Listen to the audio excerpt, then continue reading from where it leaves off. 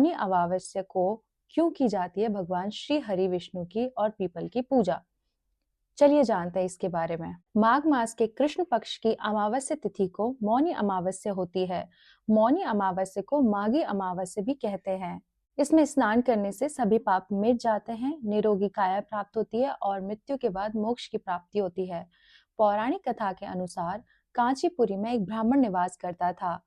उन ब्राह्मण का नाम देव स्वामी था और उनकी पत्नी का नाम धनवती था। उनके दोनों के साथ पुत्र और एक पुत्री थी। पुत्री का नाम उन्होंने गुणवती रखा था। ब्राह्मण ने सातों पुत्रों का विवाह करके अपने सबसे बड़े पुत्र को बेटी के लिए वर खोजने के लिए भेजा।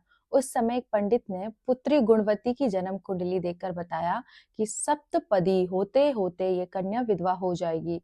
यह सुन ब्राह्मण ने पंडित से पूछा कि पुत्र के इस वैधव्य दोष का निवारण कैसे होगा। जिस पर पंडित ने बताया कि सोमा का पूजन करने से वैधव्य दोष दूर होगा। पंडित ने सोमा के बारे में बताया कि वह एक धोबिन है। उनका निवास स्थान सिंगल द्वीप है। उन्हें पहले प्रसन्न करो और गुणवती के विवाह से पूर्व उन्हें यहाँ बुला लाओ।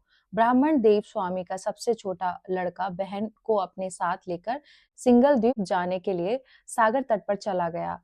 सागर पार करने की चिंता में दोनों एक वृक्ष की छाया में बैठ गए। उस पेड़ पर एक घोंसले में गिद्ध का परिवार रहा करता था। उस समय घोंसले में सिर्फ गिद्ध के बच्चे थे। गिद्ध के बच्चे भाई बहन की क्रियाकलापों को देख रहे थे।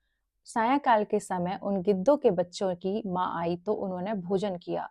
वह अपनी माँ से बोले कि माँ, नीचे दो प्राणी सुबह से भूखे प्यासे बैठे हैं। जब तक वे कुछ नहीं खा लेते तब तक हम भी कुछ नहीं खाएंगे।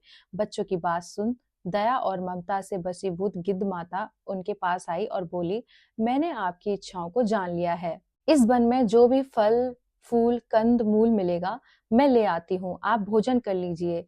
मैं प्रातःकाल आपको सागर पार कराकर सिंगल द्वीप की सीमा के पास पहुंचा दूंगी। और वे दोनों भाई बहन माता की सहायता से सोमा के यहाँ जा पहुंचे।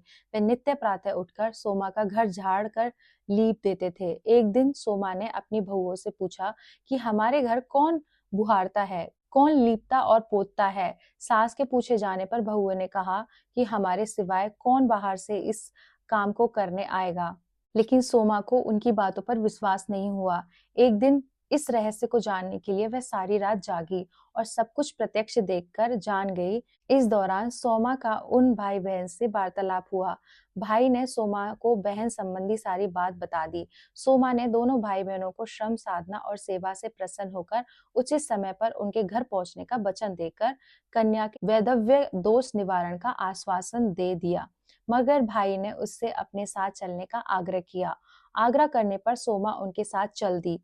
चलते समय सोमा ने बहुओं से कहा कि मेरी अनुपस्थिति में यदि किसी का देहांत हो जाए तो उसके शरीर को नष्ट मत करना, मेरा इंतजार करना। इसके बाद सोमा उन दोनों भाई बहन के साथ कांचीपुरी पहुंच गई, जिसके दूसरे दिन ही गुणवती के विवाह का कार्यक्रम तय हो गया।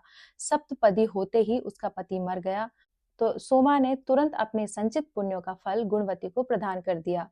तुरंत ही उसका पति जीवित हो उठा। सोमा उन्हें आशीर्वाद देकर अपने घर चली गई। उधर गुणवती को पुण्य फल देने से सोमा के पुत्र जमाता और पति की मृत्यु हो गई। सोमा ने पुण्य फल संचित करने के लिए मार्ग में पीपल वृक्ष की छाया में श्री हरि विष्णु का पूजन किया और 108 परिक्रमा लगाई, जिसके पूर्ण होने पर उसके परिवार के मृतक जन सब जीवित हो उठे।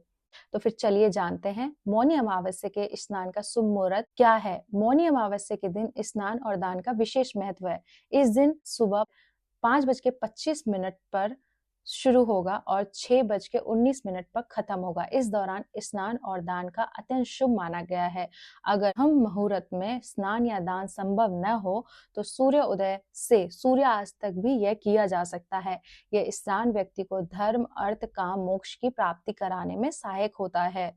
अमृत स्नान क्या होता है? महाकुंभ के दौरान ज्योतिषियों गणना और ग्रहों के विशेष स्थिति के आधार पर निर्धारित की जाती है। मौनी अमावस्या के बाद वसंत पंचमी 12 फरवरी को माघ पूर्णिमा और 26 फरवरी महाशिवरात्रि पर स्नान आयोजित किए जाएंगे। इन दिनों को विशेष धार्मिक महत्व प्राप्त है। महाकुंभ का यह आयोजन केवल एक धार्मिक अनुष्ठान नहीं है, बल्कि भारतीय परंपरा और संस्कृति की आध्यात्मिकता का अद्वितीय भी है। इस दौरान श्रद्धालु संगम पर स्नान कर, पूजा अर्चना कर और विभिन्न धार्मिक गतिविधियों में भाग लेकर आत्मिक शांति और आध्यात्मिक अनुभव प्राप्त करते हैं। कुंभ का यह पवित्र पर्व न केवल पापों का नाश करता है, बल्कि आत्मा को शुद्ध करने का भी अवसर प्रदान करता है। इस तरह से मौनी अमावस्या के दिन अमृत स्नान का बहुत महत्व है। तो फिर चलिए आइए मेरे साथ बोलिए हर हर महादेव, जय शिव शंभो।